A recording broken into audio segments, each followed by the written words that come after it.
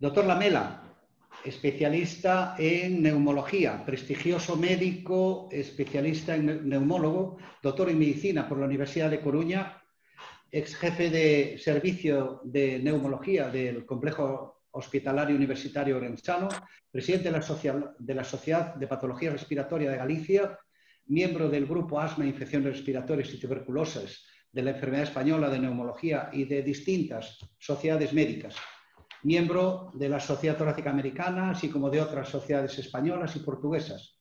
Ha editado un libro que se llama Asma, Visión Actual. Ha dirigido trabajos de investigación, conferencias, publicaciones, su riqueza es enorme y actualmente está desarrollando su especialidad en las instalaciones del Centro Médico El Carmen. Buenas tardes, doctor Lamela. Hola, buenas tardes. Como siga diciendo cosas así, ya no me queda casi tiempo para hablar de lo que tenemos que hablar, ¿vale, doctor Mauriz? Ya verá cómo vamos a hacer el tiempo. Muchas gracias.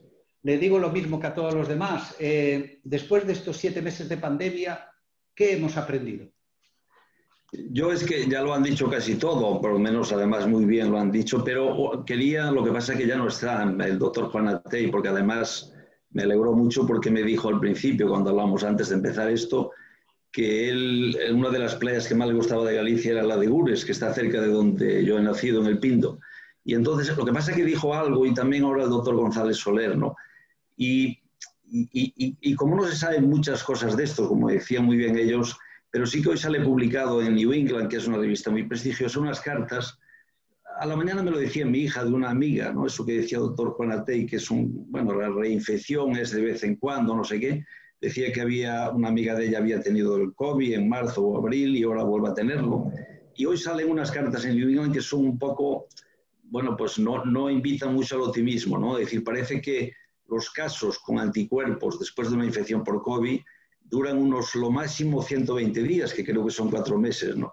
Entonces, claro, empiezas a pensar en eso y dices, para que llegue a la inmunidad de grupo esta, de rebaño, ¿no? Que se dice que igual tiene que ser un 80% de la población, entonces, con esta publicación, con estas cartas que salen en New England, es un poco preocupante, porque igual nunca se llega a eso. Y también es preocupante con vistas a la vacuna, porque yo hace poco hablaba con mi hija de esto, me decía, entonces, si eso dura tan pocos meses, que vamos a tener que pincharnos cada poco. Es un problema porque yo al menos, incluso a mi edad, pues tengo unos 3 o 4 resfriados al año y la segunda causa de resfriado, el primero es el rinovirus, el segundo es el coronavirus, es de la familia de esta, pero es más bueniño, ¿no? No produce tanta maldad. Entonces, claro, uno empieza a pensar con esto que ha salido publicado hoy en New England, y dices, a ver si esta infección, la inmunidad, bueno, por lo menos los anticuerpos, que a veces no es lo mismo, dura tan poco, no vaya a ser que cada poco podamos otra vez reinfectarnos. Claro que el que se murió ya no se reinfecta, y me imagino que después incluso, como le recomendamos los médicos a los enfermos, incluso después de estar enfermo, le recomendamos que sigan protegiéndose igual que antes, por esto precisamente. Por lo tanto, esto es lo único que quería decir de que estamos aprendiendo también, ¿no? Y que es preocupante. Doctor Lamela, especialista en neumología, ¿cómo afecta el coronavirus a los pulmones? Antes lo decían ya, y lo decía el doctor González Soler ahora, es decir, incluso hay gente que está enferma y está asintomática, bueno, está enferma porque se le ha hecho una analítica, ¿no? Y después lo más frecuente es una enfermedad leve, que sería, yo creo que más o menos los síntomas similares a alguna gripe, que ahora va a haber problemas seguramente cuando llegue la gripe, que como también decía el doctor González Soler, van a ser menos casos seguramente por la protección con mascarillas, ¿no? Entonces es un caso similar con fiebre, malestar general, cansancio, tos, pero que no afecta, es decir, afecta muy poco a las vías inferiores, al pulmón, ¿no? Y esa sería una enfermedad leve. Después ya la enfermedad moderada, entonces sí que ya se produce neumonía, pero la neumonía tampoco no es muy severa, entonces el enfermo tiene una saturación de oxígeno, que es lo que hacemos hoy en día cuando llegan a urgencias o a las consultas, que está por encima del 90%, tienen tos, e incluso el diagnóstico se puede hacer sin hacer una radiografía de tórax, o se hace. Luego ya está la enfermedad ya más, es decir, que sería severa ya, con una neumonía más grave, que ya la saturación baja por debajo del 90, tienen los síntomas. La radiografía habitualmente afecta a los 2 pulmones Y por último ya la enfermedad pulmonar crítica, ¿no? Que cuando ya se produce el sistema respiratorio del adulto, necesitan ventilación invasiva, ventilación invasiva, y se suele acompañar a veces de shock, incluso de shock séptico. Por tanto, eso ya sería, y aquí es donde se produce sobre todo la mortalidad. Claro, es verdad que la luz ultravioleta, el calor, los lugares cerrados pueden tener influencia en la transmisión del virus. Lo del calor, hay alguna publicación donde se dijo que la gente que vivía cerca del Ecuador, por ahí, parece que mueren menos, pero no está totalmente claro, ¿no? Lo que sí está claro es, y se comentó antes, que se deben evitar los sitios cerrados. Esto también se decía cuando la gripe, ¿no? Es decir, que si uno está, por ejemplo, por el campo y no hay gente, pues probablemente no se vaya a contagiar, por supuesto. Pero también hay algo interesante de la luz ultravioleta, porque yo creo que hace unos días ha salido en un hospital, una publicación en un hospital en una revista extranjera del Reina Sofía de Córdoba, donde al parecer, no sé si el doctor González Soler, que si luego quiere decir algo, parece que la gente que tomó vitamina D, pues tienen menos mortalidad, es decir, o incluso menos que mortalidad, incluso tienen menos necesidad de ventilación, llegan menos a la ventilación mecánica invasiva. Claro, esto de la vitamina D, yo es que soy un poco desconfiado y está muy de moda últimamente, se le hace a todo el mundo vitamina D y se da tratamiento, entonces habría que ver si ese trabajo realmente es un trabajo serio, en el sentido que no esté financiado por compañías farmacéuticas, ¿no? Y además habrá que esperar a ver, ¿no? Pero bueno, eso sí que es lo que se puede decir hoy en día del calor, porque realmente los sitios en el norte de Europa también hay el mismo número más o menos de enfermos y depende del contagio. Hay una cosa interesante, por si me olvido, que hablabais antes del contagio. Decía hace poco, a mí me pareció muy interesante, ¿no? El doctor Jiménez, que está en Colorado, que debe ser español, decía que si pasáramos 2 meses calladitos, probablemente se iba a resolver la pandemia. Y después escribió un artículo muy interesante el otro día en La Voz de Galicia, un psiquiatra que está en La Coruña, y decía que, bueno, pues comentaba que también que en Japón hay mucho menos contagio porque van en el metro y casi no hablan, y además hablan bajito. Por tanto, yo incluso ahora voy a ir probablemente un día de estos allí al pueblo donde nació mi mujer, en Porto de Sanabria, que hablan muy alto, y voy a decirles que hablen bajito. Quizá eso valga la pena pensarlo, ¿no? En lo de hablar bajito y hablar poco. Doctor González Soler, ¿quiere hacer alguna anotación sobre las vitaminas D, sobre la luz ultravioleta, en relación con el comentario que hizo el doctor Lamela? Estoy completamente de acuerdo con él.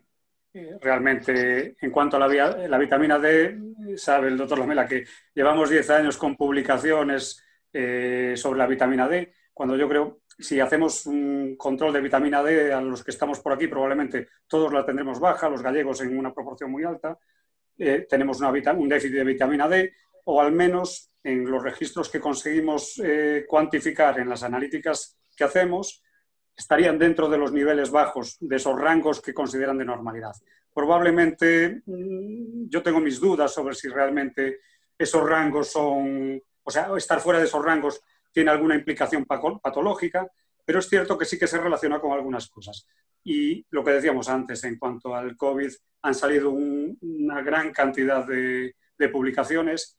Hay muchísimos grupos investigando y algunos no investigando, pero sí publicando. Realmente han tenido mucho tiempo para hacer esas cosas y bueno, no creo que haya más evidencia científica ni creo que sea un tratamiento específico, más que si realmente la vitamina D se puede utilizar como antiinflamatorio, pero para eso ya tenemos, o tiene un potencial efecto antiinflamatorio, pero para eso ya tenemos otros fármacos más potentes. Entonces, no le daría más relevancia por el momento, a no ser que la gente que sabe más que nosotros de eso nos diga lo contrario con estudios científicos, ¿no? Doctor Lamela, entramos en un tema tremendo, que es el de las medidas de protección. Las medidas de protección obligatorias, punto 1, punto 2, las recomendadas. Yo no sé cómo se puede, una medida de protección que depende de la vida de ellos, se puede decir que es recomendada. Será obligatoria, pero recomendada no lo entiendo bien. Tengo yo una guerra particular, que no sé si se va a unir a esta guerra, que son las mascarillas de tela. Yo creo que las autoridades sanitarias no se han metido con ellas suficientemente. porque usted sabe que son muy bonitas, le hacen mascarillas tuneadas con colores y quedan muy bonitas, pero que solo tienen una capa de tela. No tienen filtro absoluto ninguno, ni tienen 3 capas. Yo creo que las autoridades sanitarias no se han metido suficientemente con ellas. Y creo que es un tema pendiente que deberían de meterse. Y no sé si me lo va a ratificar, pero es un tema que me gustaría hablar. Mascarillas de tela. Ya sabemos que el virus no tiene tratamiento. Sabemos que solamente podemos prevenirlo vacunándonos o usando medidas de protección. Y dentro de las medidas de protección, la gold estándar son las mascarillas. Y dentro de las mascarillas, la FFP2 o la KN95. Dígame si son obligatorias, si debemos de usarlas o no, o son recomendables. Y dígame algo de las mascarillas de tela, por favor. Yo casi, mejor casi que te lo dijera mi mujer, que además es enfermera y las usa, porque una pariente, una prima de ella, pues también ha hecho muchas. Lo que pasa es que yo creo que está demostrado que protegen menos, es decir, probablemente lo ideal será usar las mascarillas quirúrgicas, como lleva casi todo el mundo, pero las de tela sí que pueden llevar 3 o 4 filtros, pueden ponerla, y lo que yo veo en la gente que conozco, pues es que ponen esos filtros que además no recuerdo el nombre, que incluso se compra y es muy barato. Y entonces eso protege, se dice, se sabe, que protege un poco menos que las quirúrgicas, pero pueden proteger un 60% aproximadamente, o 70% comparado con las quirúrgicas, que es un 75%. Y luego, claro, las otras ya, la K95 esta, equivale a lo que decía antes o que decías antes de la FFP2, pues hombre, se dice que protege casi un 90-95%, lo que pasa que se recomienda que eso se deje para los sanitarios, ¿no? Por tanto, yo creo que lo que está haciendo la gente llevando mascarillas quirúrgicas, la mayoría, o la de tela, pero con esos filtros que pueden ser 2 o 3, ese tejido que se pone dentro, que además después se vuelva a cambiar, es posible que también funcione, pero lo que me preocupa, que además hoy mismo, cuando venía ahora para aquí, es que la gente está a veces a 30 centímetros hablando con una mascarilla, sea de que protege más o menos, creyendo que ya la mascarilla ya no hay ningún problema. Es decir, tú puedes hablar alto, puedes echar saliva, y no, porque no protege. Incluso las mejores pueden proteger un 90%. Por lo tanto, yo recomendaría estar separado, ¿no? Que la gente no esté tan cerca. Yo, no sé, voy por la calle y trato de irme para otra acera si puedo. Por lo tanto, no es solo la mascarilla, es también la distancia. Y antes, como se habló, hay gente que habla muy alto, y no es solo el toser, sino que al hablar muy alto se van esas gotitas, a veces se van los virus. Por tanto, la distancia yo creo que es fundamental, la mascarilla, y luego el lavarse las manos. Antes también se comentó, el coronavirus que produce el resfriado también es muy contagioso, ¿no? Yo ya lo comenté antes, pero es menos malo, porque uno puede tener muchos resfriados al año. Esto causa mortalidad. Pero por tanto yo creo que la distancia, creo que es fundamental, ¿no? El mantener esa distancia y no como se está viendo ya, decir, pongo la mascarilla y ya puedo hablar a 30 centímetros del otro. Yo creo que no, ¿no? Es decir, mascarilla, distancia y lavarse mucho las manos, que probablemente podemos ser algunos, como yo mismo, obsesivo ya estar todo el día con el jabón o con esos desinfectantes con alcohol, que además deben tener un 60%, ¿no? De alcohol. Exacto, o sea que mascarilla sí, pero no mascarilla, si usan de tela de una sola capa, no, por favor, mascarillas de 3 capas y a ser posible con filtro en el medio. Los tratamientos, doctor Lamela, neumólogo, denos alguna esperanza, por favor, en los tratamientos médicos.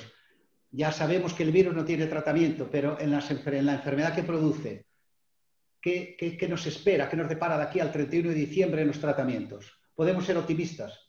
¿Qué tratamientos tenemos disponibles los médicos? Yo cuando oí antes al doctor Juan Altey, ¿no?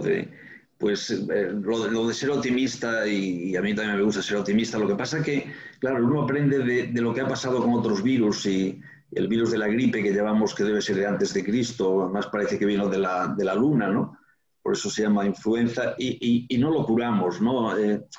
Bueno, hay medicamentos, pero que no se cura. Y luego hay otros virus, como el del ébola, que el famoso, cuando pasó también aquí en España, y tampoco se cura. Y antes lo decía alguien también, el virus del SIDA, que tampoco, bueno, pues hoy los hemos controlados, que no se cura. Por tanto, así como las bacterias, casi todas podemos con ellas, con los virus, hasta ahora no hemos podido.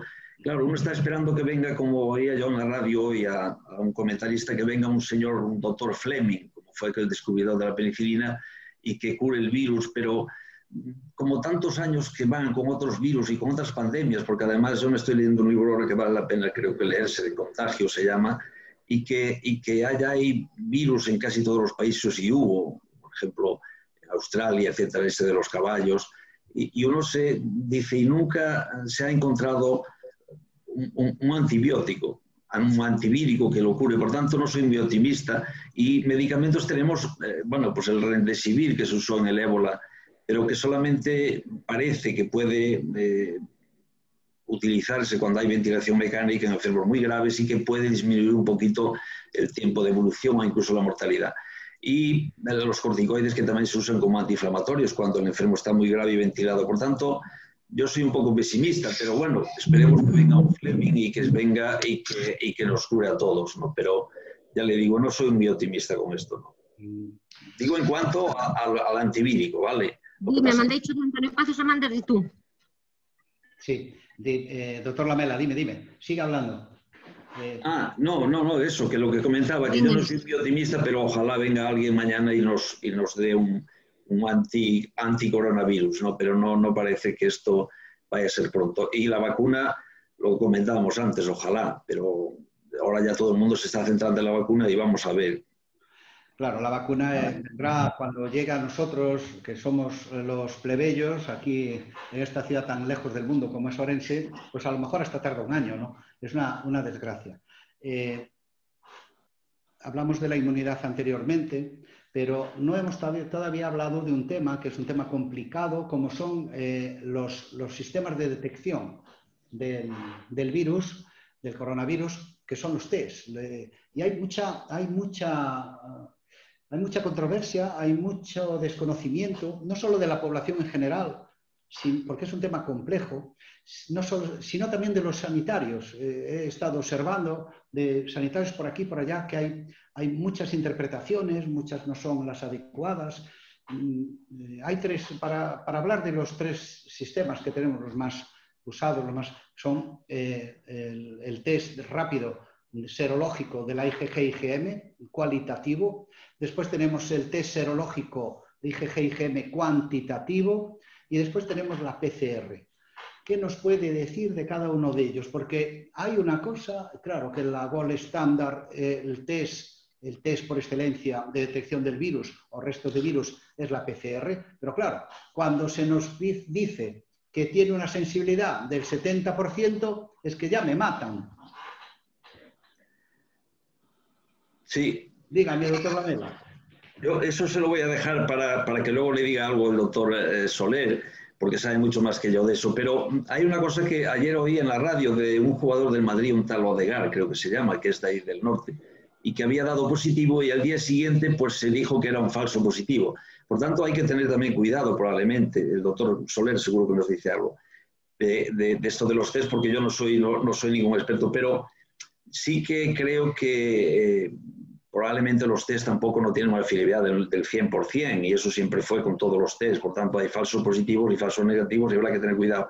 Le dejo la palabra al doctor Soler para que comente, porque sabe mucho más que yo de estos test y que vale la pena hasta ahí.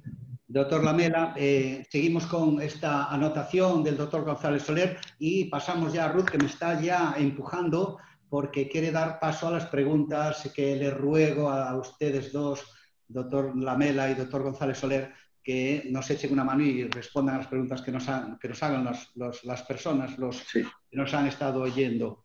Doctor González Soler, gracias, doctor Lamela. En cuanto a lo que comentaba el doctor Lamela, en principio los test es un poco lo que se ha comentado. Los que tenemos son test de antígenos, que son la PCR, y el nuevo test que parece que aparece ahora, que es un test rápido de 15 minutos y parece que puede ser que tiene resultados prometedores en cuanto a sensibilidad y especificidad y nos va a venir a ayudar a complementar los test que ya tenemos. El gold estándar sigue siendo la PCR. Es cierto que en la PCR hay falsos positivos y falsos negativos. Depende mucho de en qué fase cronológica de la infección estemos. No es lo mismo la fiabilidad de la PCR cuando el paciente tiene una gran carga viral a nivel de orofaringe, está muy sintomático con fiebre y tos, que en un paciente a lo mejor asintomático, donde en ocasiones hemos tenido que repetir en varias ocasiones el test para conseguir un positivo. Tampoco es, claro, si cogemos en una fase muy precoz, tendremos que ir de forma más eficaz a la orofaringe. Cuando hablamos ya de neumonías, probablemente, y en muchos casos, hemos tenido que buscar material ya en lavados broncoalveolares para conseguir que la PCR detectase esos antígenos del virus. Depende un poco de esa fase y se puede complementar eso con los test de anticuerpos, que nos pueden dar una idea de si lo que tenemos elevado es IgM o IgG, o si son las dos, para saber si estamos en fase activa o si ya estamos en una enfermedad curada. Un poco el complementarnos con los 4 o 5 test que tenemos. Hasta ahora los de antígenos, con excepción de la PCR, no nos daban fiabilidad. Si estos nuevos que llegan ahora, si nos la dan, nos pueden ayudar mucho, sobre todo en las decisiones rápidas.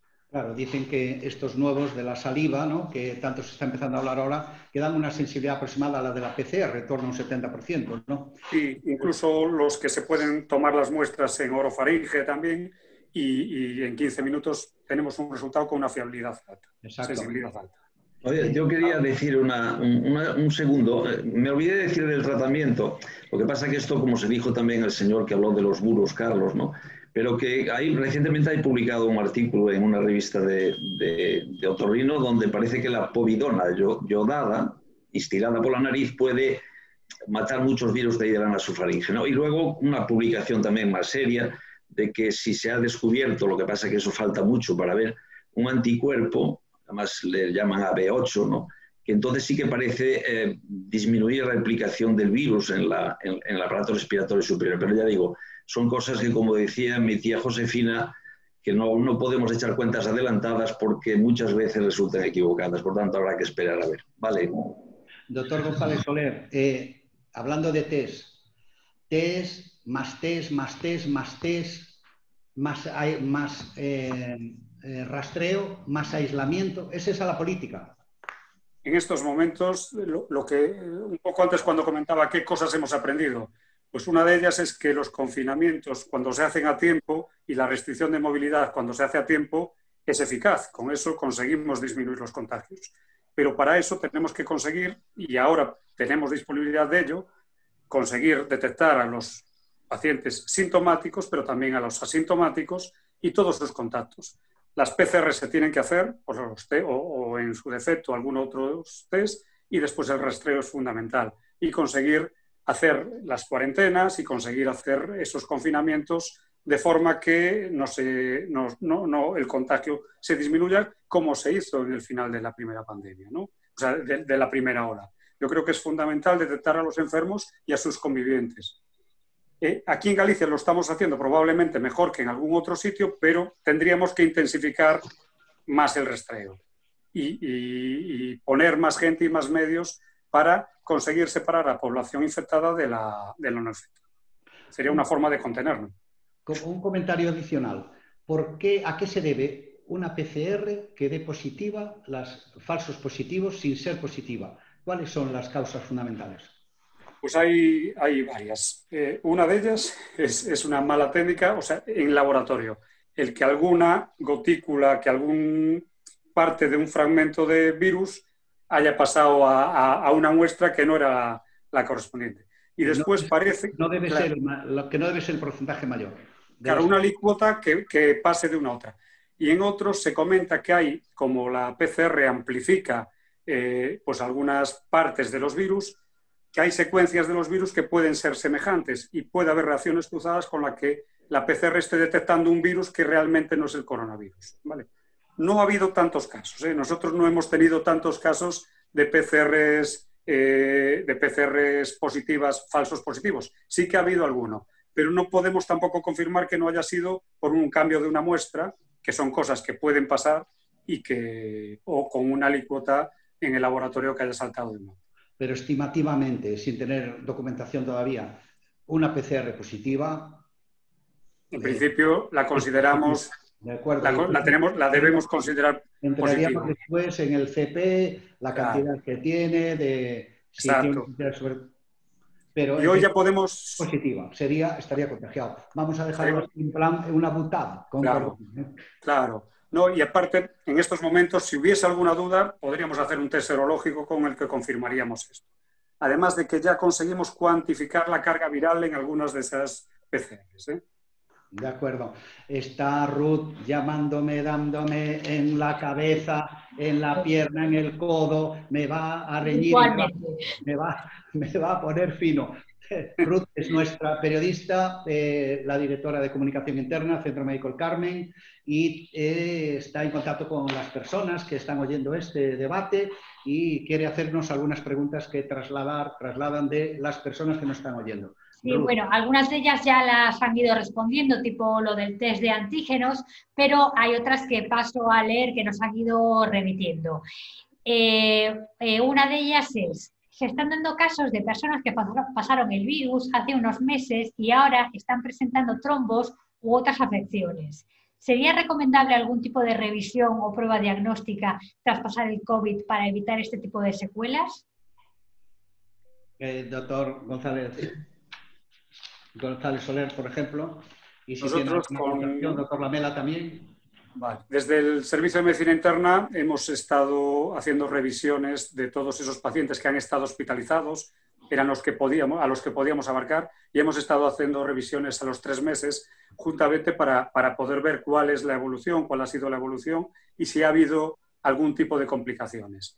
También desde atención primaria me consta que se ha seguido haciendo ese seguimiento y es importante, al final siempre es el médico más cercano al paciente y es el que mejor lo conoce y el que mejor puede trasladar, el que mejor puede reconocer esos datos de gravedad o no gravedad del paciente que se ponga en contacto con él, sabiendo que los médicos de atención primaria en estos momentos tienen contacto directo con nosotros por medio de nuestras consultas y e-consultas. Entonces yo creo que en ese contexto, tanto atención primaria como desde el hospital estamos intentando, dentro de lo posible, porque cierto es que deberíamos conseguir más medios para hacer un seguimiento un poquillo más apretado a todos esos pacientes, pero en estos momentos, y ya metidos de nuevo en las plantas COVID, no disponemos de los suficientes medios como para poder hacer ese seguimiento de una forma que necesitaríamos. Sí, yo quería también comentar, hay un médico muy famoso del siglo pasado en España, Gregorio Marañón, decía que no hay enfermedades, hay enfermos, ¿no? Y yo creo que con esta enfermedad nueva del COVID yo creo que pasa lo mismo. Probablemente no todos hacen trombos ni hacen problemas, incluso en la enfermedad severa pulmonar a veces se acompaña de embolismo severo pulmonar, ¿no? Pero yo creo que precisamente por ser nueva, lo que está recomendable y lo que están haciendo en el hospital, como dice el doctor Soler, es seguir la evolución, que probablemente la de cada uno será diferente, ¿no? Y algunos igual incluso se reinfectarán, y algunos parece que están mucho tiempo con síntomas. Por tanto, lo de la trombosis, probablemente no todos van a hacer trombosis o trombosis pulmonar o los coágulos en el corazón, y habrá que seguirlos y ver si pueden tener eso, pero no en todos les pasa eso, ¿no? De los coágulos, ¿no? Como queda la pregunta. Vale. La siguiente que nos hacen es, que bueno, quizá es más bien para atención primaria, pero bueno, se la leo. ¿Qué mecanismos se han implementado en la atención primaria para gestionar a los casos positivos y contactos estrechos de COVID? Yo creo que sí, ¿no? Yo creo que sí, realmente hay un teléfono por medio del servicio de medicina preventiva, está en contacto con los centros de salud y de atención primaria. Y yo creo que sí, que es realmente a donde acuden los pacientes una vez que han sido contactos, son llamados. Hoy en día esas pruebas se están haciendo en los centros de salud, yo creo. Aparte del teléfono, ¿tenemos algo más? ¿Algún tipo de mecanismo más? Parece que quiere saber yo creo que los pacientes que han estado ingresados han estado seguidos por el Telea, que era una plataforma que tenemos aquí en el Sergas, que realmente ha sido muy útil y que ha permitido que muchos pacientes con síntomas estuviesen en sus casas y pudiesen tener un seguimiento casi diario, y eso les generaba mucha tranquilidad. Pero es cierto que los pacientes asintomáticos no han tenido ese seguimiento porque realmente eran asintomáticos y su referencia es siempre el médico de atención primaria. También es cierto que la adaptación de los centros de salud probablemente en estos momentos es compleja y el acceso a la llamada telefónica, yo creo que en estos momentos hay algún problema, pero yo no puedo contestarlo porque realmente no sé si está viendo o cuál es el mecanismo por el que a lo mejor atención primaria no está pudiendo dar esa cobertura a todas esas llamadas que comentan. Vale, seguimos con la siguiente. ¿Es seguro viajar en avión? Viajes largos de Europa a Asia con parada intermedia y unas 18 horas de vuelo y contacto en 3 aeropuertos, ¿qué medidas son las recomendadas? Yo no sé si, bueno, por decir ahora ya por el doctor Soler, hombre, yo creo que seguridad con este virus hay muy poca en avión o en el metro o en el autobús, ¿no? Pero si se guardan probablemente esas distancias que hablaba antes el doctor Mauriz, eso de 2 metros o 3 metros, si los asientos se ponen, si va todo el mundo con mascarilla, si el aire acondicionado no es de que igual puede transmitir el virus, yo creo que es seguro, ¿no? Lo que pasa es que, claro, a veces ahí también es difícil que esas distancias se guarden, o incluso se decía que a veces iba la gente en avión y no se guardaban, casi iban pegados los asientos como antes. Por tanto, yo imagino que sí se puede viajar, sí se mantienen las distancias y la gente va con mascarillas, ¿no? Es mi opinión, por lo menos, ¿no? Yo coincido completamente. O sea, probablemente el problema es que hemos visto vuelos donde las personas iban contiguas unas a las otras, como antiguamente. No tiene ningún sentido. Es un riesgo innecesario y yo creo que lo que tenemos que hacer es evitar esos desplazamientos, evitar los locales cerrados, y un avión no deja de serlo, y utilizarlo si es necesario, pero con esas distancias de seguridad. Exactamente. Pero hay gente que necesita viajar en avión para desarrollar su trabajo o su familia y no le queda otro remedio. Hay las compañías aéreas como todo, hay unas y otras. Hay las buenísimas, tienen filtro SEPA con una eficacia del 99%. Entonces, con esas, el tema de la ventilación está asegurada, y si se lleva una mascarilla FFP2 desde que se entra en el aeropuerto hasta que se sale, les puedo asegurar, me comprometo a decirles que no hay ningún riesgo. Nosotros en los hospitales, doctor González Soler y doctor Lamela, estamos encima de los pacientes que son positivos, pero pero estamos debidamente protegidos con nuestras mascarillas FFP2 y no hay ningún problema. Tenemos una seguridad prácticamente al 99% de que no va a haber ningún contagio. Estoy completamente de acuerdo. Yo creo que manteniendo esas medidas de seguridad, la posibilidad de contagio se disminuye muchísimo, y lo mismo en los hospitales. Pues pasamos ahora al chat. Hay gente que nos ha preguntado por el chat. Tenemos una pregunta que es: ¿una persona de un colectivo vulnerable como los trasplantados o personas en diálisis deben mantener más distancia que una persona sana?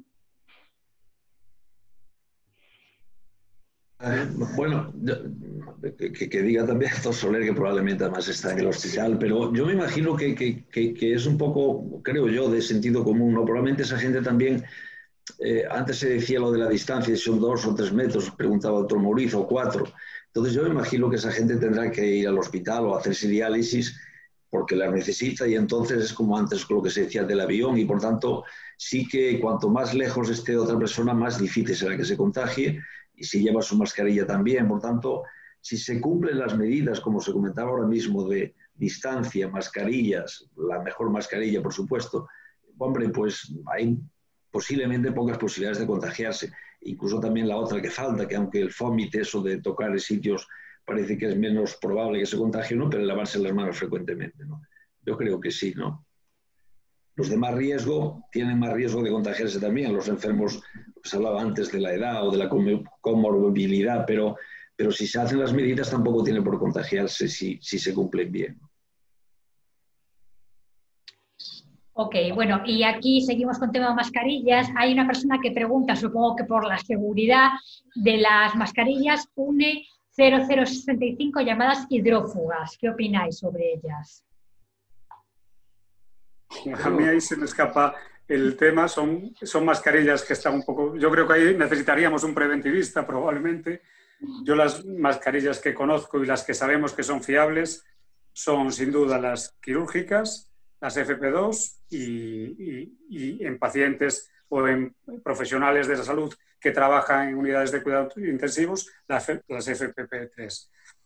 Al margen de eso, las higiénicas, las mascarillas higiénicas que se utilizan en la calle con un filtro también tienen su utilidad, y las hidrófugas no las conozco, me imagino que serán lo mismo, pero mascarillas impermeables. Si tienen filtro tendrán alguna eficacia, si no tienen filtro pues no serán las más aconsejables.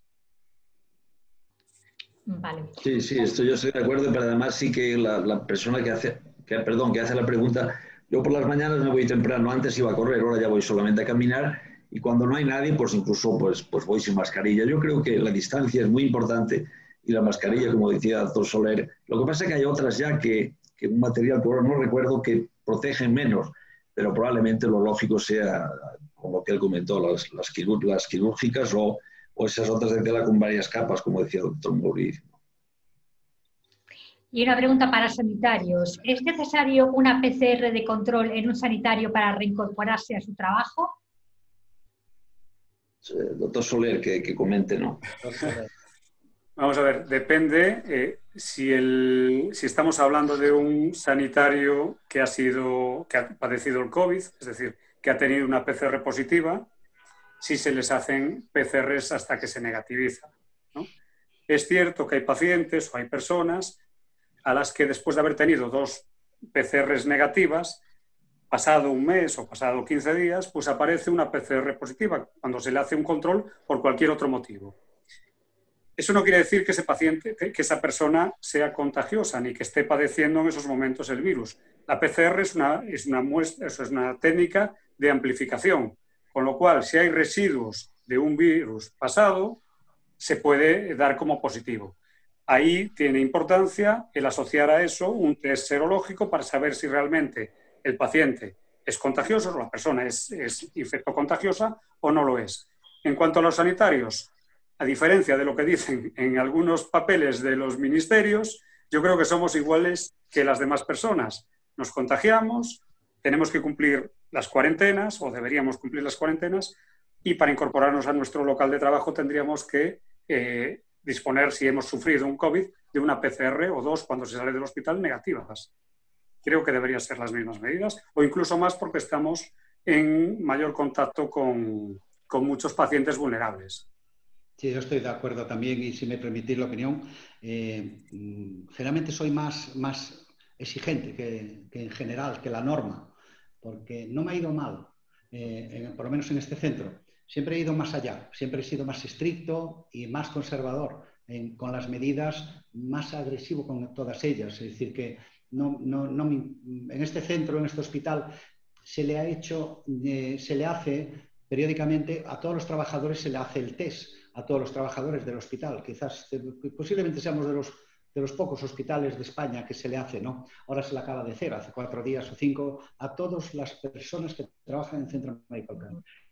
Y yo estoy de acuerdo también en que una PCR positiva tiene que negativizarse, es que no puede ser de otra forma, creo yo. O sea que estoy totalmente de acuerdo, doctor González Soler. Sí, ya, dígame, ¿quién me habla?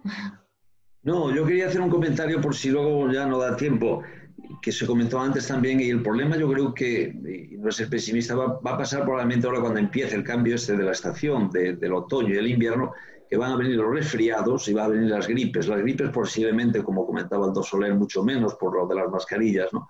Y entonces va a ser un problema. A mí me pasó hace pocos días a mi hijo que está en Madrid, y su niño fue a la guardería y a los 2 días empezó con mocos y empezó a contar. Bueno, pues a mí me dijo qué le parecía y le dije que era típico en las guarderías, que era un resfriado y que además había niños que también estaban. Bueno, pues la médica de cabecera llegó después a los 8 días de vacaciones y dijo, uy, tenéis que ponerlos en cuarentena toda la familia, y que se pongan también los niños que estuvieron con él en la guardería. Claro, el niño ya volvía a la guardería, no pasó nada, que hiciera un resfriado, y eso yo creo que va a causar probablemente una sobrecarga no sé si consultas que si son telefónicas, bueno, pues no pasa nada, pero que va a pasar probablemente a partir de estas fechas, ahora del otoño e invierno, vienen los resfriados y la gripe, ¿no? Bueno, y habrá que hacer un plan, no sé qué plan habrá que hacer, pero habrá que hacer algo para que para no sobrecargar más todavía a los médicos como el doctor Soler que trabajan en hospitales y en los centros de salud. Y ya una respuesta rapidísima. Nos preguntan, para un conviviente con PCR negativa, ¿cuánto tiempo de confinamiento? El doctor Soler sabe mucho de eso. Bueno, para un conviviente estrecho de un paciente positivo, el confinamiento son 14 días, salvo que tenga oportunidad de hacerse una PCR a los 10 días, si es negativa, podría acabar el confinamiento. En un contacto estrecho, es decir, un conviviente de una persona que ha sido positiva. 14 días, pero si a los 10 se puede hacer una PCR y es negativa, podría eliminar el confinamiento. Entiendo, Ruth, que no entendí yo bien la pregunta, pero entiendo que la pregunta es que hay una persona que es PCR positiva y hay un conviviente que quiere saber qué tipo de actuación tiene que seguir, ¿no? Si confinarse 15 días, 10 días, pero es en relación a la persona que convive con el PCR positivo. Sí, Sí. Con un PCR negativo esa persona, ¿no? Sí, el conviviente, entiendo. Que tiene el conviviente PCR negativo.